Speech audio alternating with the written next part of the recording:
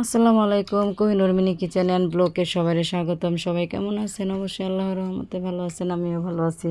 চলে আসলাম আজকে আমাদের লাউ ক্ষেত থেকে লাউ উঠাইয়া রান্না করব। এটা দেখেন, মাশাল্লাহ শেষ সময় অনেক লাউ হয়েছে। লাউ গাছগুলা ইঁদুরে কেটে ফেলছিল, আবার নতুন করে কয়েকটা ডোগা হয়েছে। লাউয়ের গাছের আগা হয়ে সেখানে ভালোই কয়েকটা লাউ হয়েছে। আলহামদুলিল্লাহ, আল্লাহ দিয়েছে খাওয়ার জন্য। আসলে ভাগ্য বলে কথা আছে, একটা ভাগ্যে আছে। ইঁদুরে কি করবে বলেন, আল্লাহ যদি দেয় কেউ কিছু করতে পারে না। এই তো দেখেন, একদম কচি একটা লাউ, আমি কাটতে পারি না, পুকুরের উপরে পড়ে যাব। সেই জন্য বাবুর বাবাকে বললাম একটু কেটে দিয়েছে, একদম কচি। এটা রান্না করব। চলে আসলাম রান্নাঘরে, সন্ধ্যা হয়ে যাচ্ছে, পুরা বিকেল। পেঁয়াজ দিয়ে দিয়েছি কড়াইতে, দিয়ে পরিমাণ মতো তেল দিয়ে দিলাম। আর সবাই বলে লাউটা নাকি হালকা মশলায় রানলে মজা হয়। হালকা মশলায় রানবো, কিন্তু আজকে আমি অন্যরকমভাবে রানবো। কিছু পেঁয়াজ দিয়ে দিলাম, কয়েকটা কাঁচামরিচ ফালি, আর এই কাঁচামরিচটা দিয়েই আমি রান্না করব লাউটা আজকে। দিয়ে একটু হালকা ভেজে ধনিয়ার গুঁড়া, জিরার গুঁড়া দিয়ে দিলাম হচ্ছে ইসের গুঁড়া, ভাজা মশলার গুঁড়া, দিয়ে দিলাম স্বাদ মতো লবণ, হালকা মশলা দিব আর কি বলছি আমি আগেই। দিয়ে এখন সুন্দর করে হালকা নেড়ে চেড়ে দিব। একটু একটু মশলা দিছি, খুব কম করে। আর লাউয়েতে জিরা, ভাজা জিরা, মশলার গুঁড়াটা দিলে খুব ভালো লাগে। একটা ভাজা মশলা, ধনিয়া, জিরা একসাথে করে রাঁধুনি ভেজে একটা ভাজা মশলা বানিয়ে নিছি আমি। ওইটা তেলের মধ্যে দিয়ে দিলাম। দিয়ে এখন একটু ভেজে দিয়ে দিলাম পানি, সামান্য একটু আদা বাটা দিয়ে দিব। একটু লাউয়ে আদা বাটা দিলে ভালো লাগে।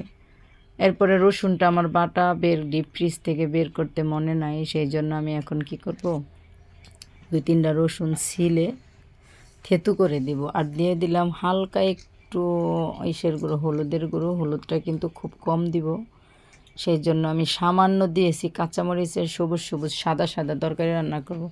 আর ফ্রেশ কই মাছ দিয়ে দিলাম। এইগুলো বারবারই কিন্তু বলি, আমাদের ফ্রেশ মাছ নিজেদের পুকুরের, সেই মাছগুলা সুন্দর করে কষিয়ে নেব। মাছটা দেখে বুঝতেই পারছেন হলুদটা আমি কত কম দিছি। তরকারিটা কালারটাও যদি হালকা খারাপ হয়েছে দেখতে, খেতে কিন্তু স্বাদটা দ্বিগুণ হয়েছে, খুবই মজা লাগছে। মাছটা ঢাকনা দিয়ে আমি কিছুক্ষণ রান্না করে নিলাম। এখন নেড়ে চেড়ে দিব। ভালো করে মাছটা কষিয়ে নিলে কি খেতে মজা লাগে, মিষ্টি মিষ্টি লাগে এরকম কষানো মাছ।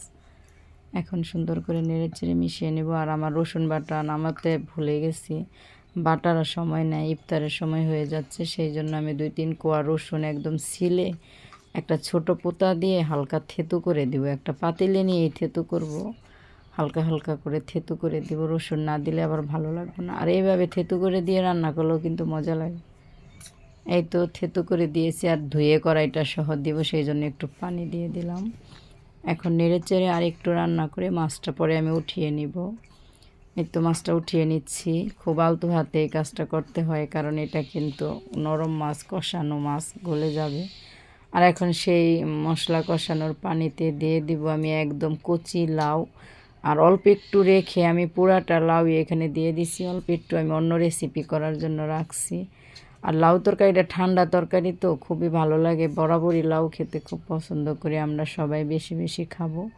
তাই জন্য পুরাটা লাউ আজকে রান্না করে ফেলবো অনেকগুলা মাছ দিয়ে। লাউটা ঢাকনা দিয়ে একটু রান্না করে নিলাম। এখন ঢাকনা খুলে নেড়েচেড়ে আবারও ঢেকে দিব একটু কিছুক্ষণের জন্য। আবারও চলে আসলাম ঢাকনা খুলে। লাউ থেকে দেখেন কত পানি চলে আসছে। আমি কিন্তু পানি দেই নাই, মশলা কষানো যে পানিটা ছিল সেটাতেই দিয়েছিলাম প্রচুর পানি। আর দেখেন লাউয়ের কালারটা খুব সুন্দর। আর এইখানে আমার শ্বশুরবাড়ির একটা ঐতিহ্যবাহী মশলা দিয়ে দিলাম, সেটা হচ্ছে শুকনো মরিচ, ধনিয়া, জিরা, রাঁধুনি, তারপরে পেঁয়াজ, এগুলো সব তেলের মধ্যে ভেজে তারপরে বেটে একটা মশলা বানায় নেয়, শাক বাটা বলে। সেটা দিয়ে নেড়ে চেড়ে কিছুক্ষণ রান্না করে দিয়ে দিলাম সেই কষানো মাছ। যেহেতু ঝোলটা আর দেওয়া লাগবে না, এই ঝোলেই রান্না হবে, সেই জন্য মাছটাও দিয়ে দিলাম। মাছটাও তো অনেকক্ষণ আমি রান্না করে নিয়েছি, আপনারা দেখতেই পারছেন। আজকে তরকারিটা কেমন হবে বা কেমন হচ্ছে, আপনারা কে কে এভাবে কম মশলায় খান প্লিজ কমেন্টে বলবেন। আর কাঁচা মাছ কষিয়ে কে কে খান সেটাও বলবেন। আর ধনেপাতা দিয়ে দিলাম, এটা আমাদের ক্ষেতের ধনেপাতা, টাটকা ফ্রেশ উঠিয়ে আনছি। ভিডিওটা দেওয়া হয়নি, তাহলে সবাই চ্যানেলটা সাবস্ক্রাইব করে পাশেই থাকবেন। অল নোটিফিকেশনে ক্লিক করে দিবেন আমার ছোটোখাটো এই হালকা পাতলা রান্নাগুলো প্লিজ একটু সবাই দেখে লাইক কমেন্ট করে শেয়ার করে বলবেন। খাবারটা খুবই মজার ছিল, দেখতেও একটু হালকা সাদা হলেও কিন্তু তরকারিটা খুবই মজার ছিল, খুব মজা হয়েছে। সবাই প্লিজ অল নোটিফিকেশনে ক্লিক করে দিয়েন, একটু শেয়ার করে আমার চ্যানেলটা একটু বড় হওয়ার সুযোগ করে দেন। আমি তো টাকা পয়সা চাই না, একটু ভালোবাসাই চাই। আর যে আমার চ্যানেলটা সাবস্ক্রাইব করে লাইক দিয়ে ভিডিওটা দেখছেন তাকে আমার মনের ভিতর থেকে, মনের অন্তরাল থেকে গভীরভাবে ধন্যবাদ, অসংখ্য অসংখ্য ধন্যবাদ। পাশে থাকবেন, ইউটিউবার হলে আমিও পাশে থাকবো। আর যদি ইউটিউবার ছাড়া সবাই দেখেন তাদেরকে অসংখ্য ধন্যবাদ। ভালো থাকবেন। আমার রান্নাগুলো প্লিজ প্রতিনিয়ত দেখে একটু লাইক কমেন্ট করে পাশে থাকার চেষ্টা করেন না, সাবস্ক্রাইব করে। আর তো কিছু চাই না, আমাদের মতন মানুষ বলেন ছোটোখাটো একটা ফ্যামিলি থেকে ছোটোখাটো মানুষ আমি একটা চ্যানেল খুলছি আপনাদের আশাই তো। তাই একটু চ্যানেলটা সাবস্ক্রাইব করে পাশে থাকবেন। ধনেপাতাটা দিয়ে আমি আর একটু রান্না করে নিলাম। তরকারি কালারটা কিন্তু সবুজ কালার, আমার কাছে খুবই ভালো লাগছে। আর লাউ কিন্তু সবসময় হালকা মশলা খেতেই মজা লাগে। চিংড়ি মাছ আমার কাছে যে কোনো মাছ দিয়ে লাউ রান্না করলে ভালো লাগে, কারণ লাউ আমার খুব পছন্দের একটা তরকারি। শুধু শুধু করেও আমরা খাই নিয়ে, আমিও খাই, আমার ঘরের আমার হাজব্যান্ডও খায়, মানে আমাদের ফ্যামিলিতে সবারই লাউটা খুবই খুবই পছন্দের। সেটা যদি হয় নিজেদের গাছের তাহলে কথাই নেই, সবই মজা হয়, অনেক ফ্রেশ ফ্রেশ খাবার। তাহলে সবাই ভালো থাকবেন, সুস্থ থাকবেন। কথা বলতে বলতে কিন্তু তরকারিটা আমার হয়ে গেছে, এখন আমি নামিয়ে নিব। আমি এত সুন্দর পরিবেশন করতে পারি না, একটা পাতিলে ঢেলে নিয়েছি। তাহলে ভালো থাকেন, সুস্থ থাকেন, প্লিজ সাবস্ক্রাইব করে পাশে থাকেন। আল্লাহ হাফেজ।